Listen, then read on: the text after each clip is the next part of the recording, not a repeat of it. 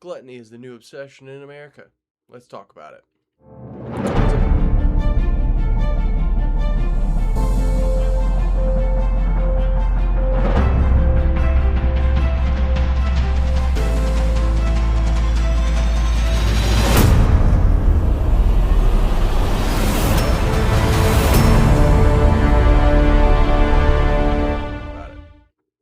What's up, guys? Welcome back to the Average American Podcast. I'm your host, Nathan Tate, and we're talking about gluttony today, and all forms of it, not just some forms of it. Obviously, the most inherent one is weight-related, physical appearance.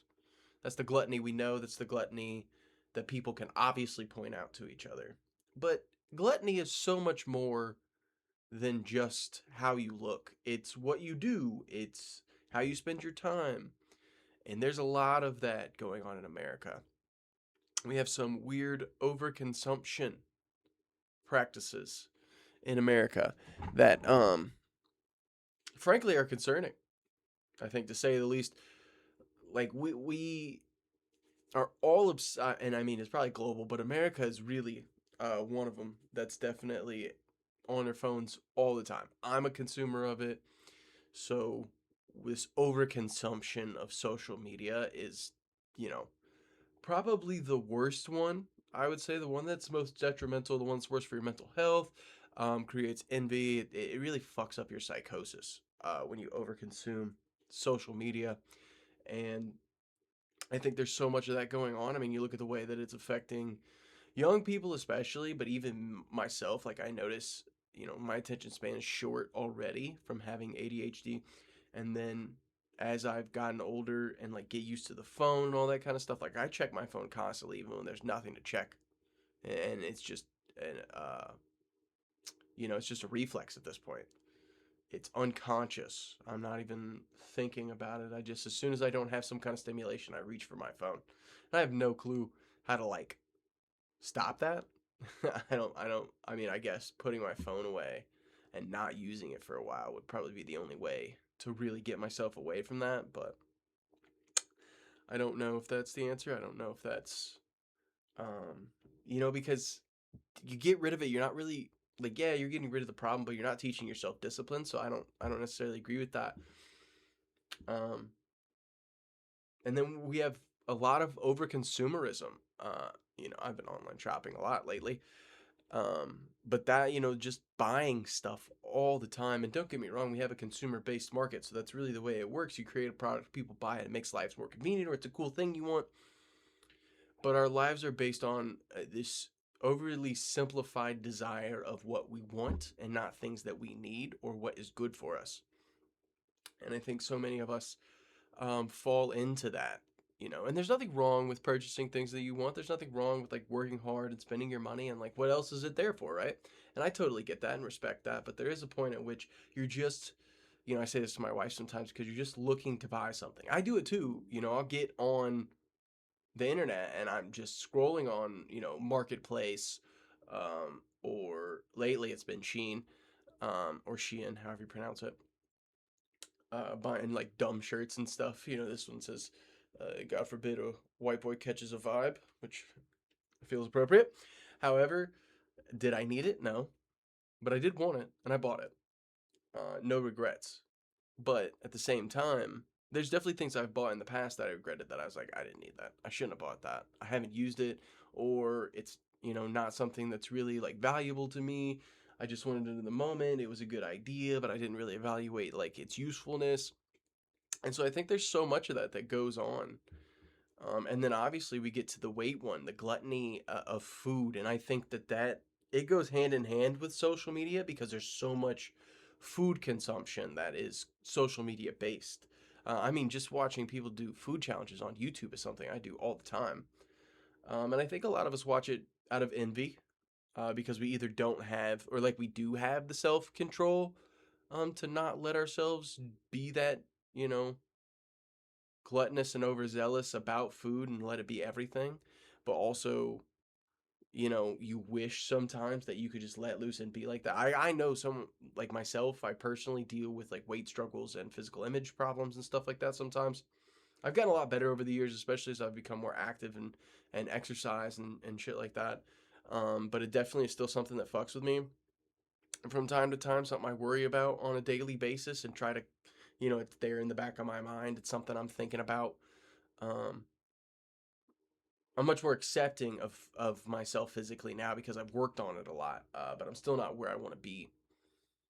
And I still, sometimes do partake in the gluttonous acts, which I don't necessarily think is a negative thing. I think sometimes you need to let loose, such as, buying that thing that you really want, or having a day where you're going out and you're just kind of spending money because you have money you can spend. Like all your stuff is taken care of.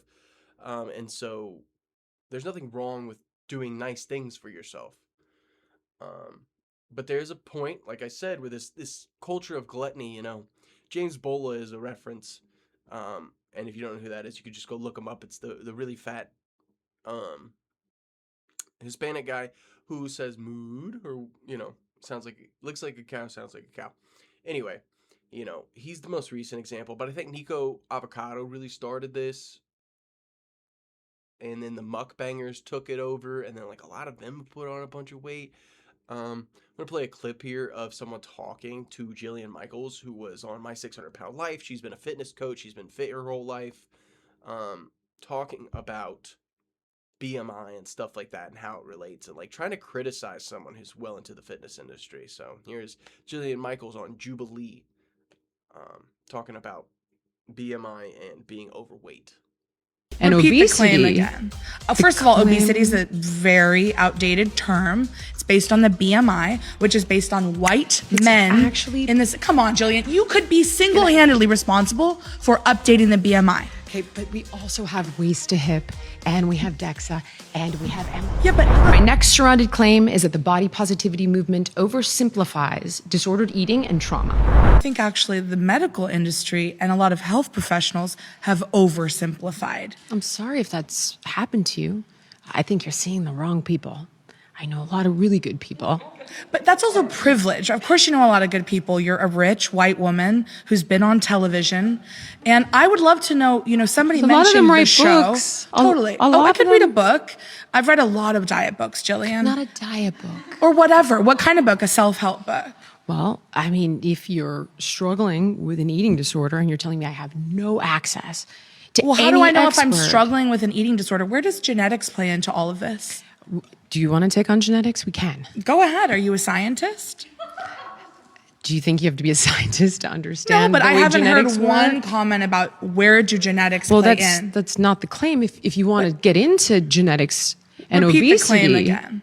First of all, obesity is a very outdated term. It's based on the BMI, which is based on white men. actually- in this. Come on, Jillian, you could be single-handedly responsible for updating the BMI. okay, but we also have waist to hip, and we have DEXA, and we have MRI. Yeah, but let's be honest. So- What are So it seems like there's something strange going on, as you saw in that clip, where like fat people don't, like, I get it. I get that you've let yourself go or you've let something happen to you and you don't, like, accountability sucks. Let's just be realistic about it. Accountability for things that you do that are not good suck. But the consequences are always there. It does not matter whether or not you choose to accept the consequences, they are there. You're overweight because you eat too much food, or you're just not like taking care of yourself properly. And then the problem is, once you get overweight, it's really difficult sometimes to lose weight or break bad habits or get yourself to be healthy. Not to mention it's easy. It's much easier to do that kind of stuff. And I think that's really where it stems from, with people being like, I'm big bodied, I'm big boned, there's nothing wrong with me, I'm healthy, being fat, and all this kind of stuff. And like, you can have healthy practices, but you're not physically actually that healthy. I started going to this place in town and measuring my body composition, and I am 23% body fat at 205 pounds. And I'll be honest, I'm not surprised by that because of the belly fat that I retain. But you gotta think, I lost 40 pounds over the last 2.5 years or so. Like, how much was it then? Like, I wish I would have known. I wish I could have go back and get a read on that. Because it's probably insane. And not to say I wouldn't have more skeletal muscle mass maybe at the time. I wasn't going to the gym, so probably not.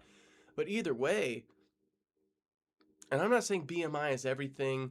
As she stated, there's hip to waist. You have DEXA scans, which is the same thing as the in-body test, which I do, which reveals, your skeletal muscle mass, your lean mass, all these things, where it's located. These are good indicators of what's being healthy, what you could work on, what's important, how to improve your diet or where your diet needs to improve. Um, and it also gives you an idea of what's a healthy range too, because like 16 to 22% is apparently healthy for an adult male.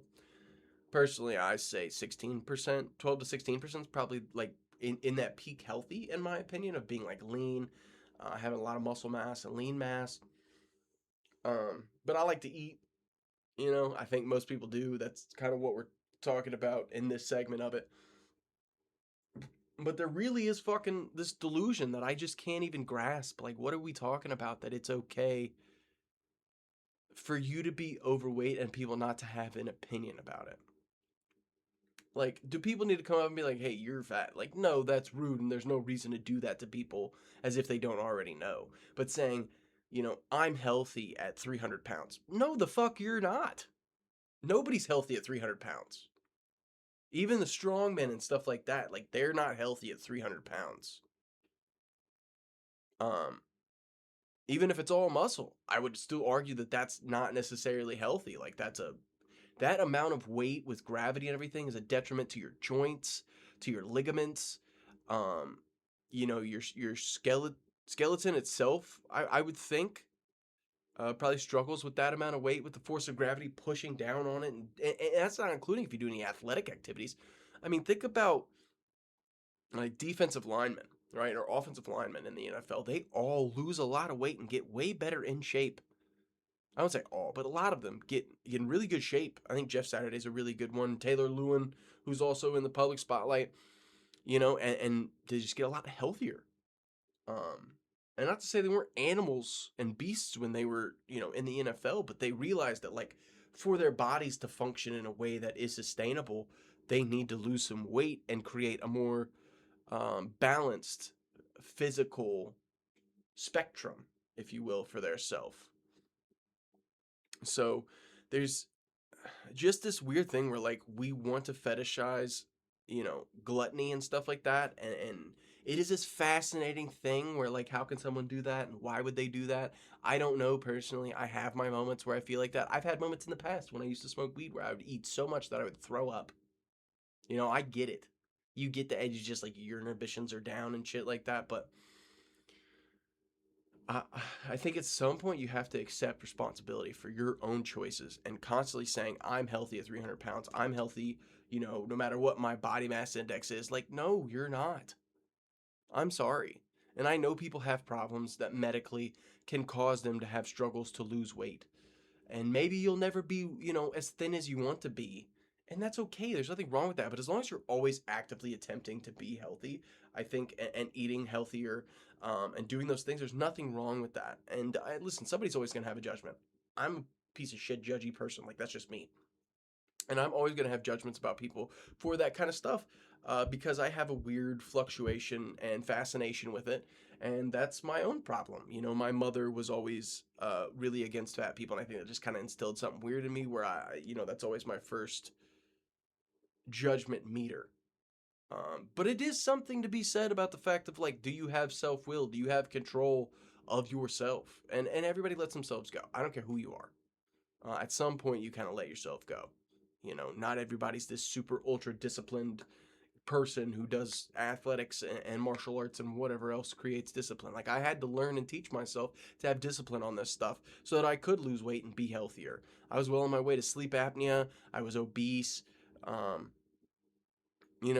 just shit that's not good for you. If you have sleep apnea, most of it's weight related. I hate to tell you, and the doctor will be like, "Oh, no, it's not," because he wants to push pills and other shit down your throat. And I'm sorry, the doctor's not your fucking friend when it comes to your physical health as far as your body. If your doctor is heavily overweight or has like a big gut, that person can't. I'm sorry, that person only could advise you on like you need surgery, not what's healthy for your body. They don't fucking know. I always point back to the fact that before I started my job as a delivery driver, I did a DOT physical.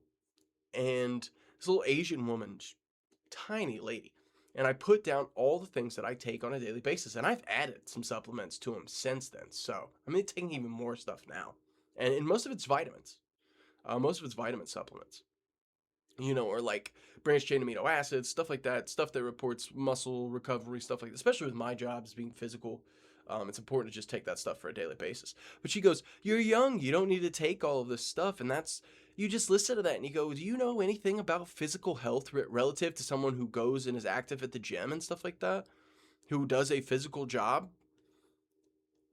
And so doctors anymore are not in the business of telling you what's healthy for you. They're in the business of making money off of your anguish. And that's just the unfortunate part and truth. So the reality is you need to research for yourself. You need to listen to everyone you can about it and stop having a fucking pity party. Stop always eating pizza and eating out. Cook some fucking chicken.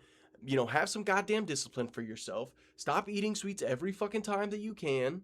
Or get low-cal sweets. Halo Top is something I love, and it's very low calorie, and it's great. You know what I mean? It's been great for me. And don't get me wrong, sometimes I have a cookie and I have, cake, and earlier after dinner I ate half a cinnamon roll. Like, there's nothing wrong with enjoying yourself. You need that. Psychologically, you need that to enjoy yourself. But some of you are doing it way too fucking much. You need to dial it back, get some fucking discipline, stop being a gluttonous bitch, and just get healthy and be healthy for the long run. So that you're not in a fucking wheelchair with missing your foot as a diabetic on the verge of death, choking down sugar all the time.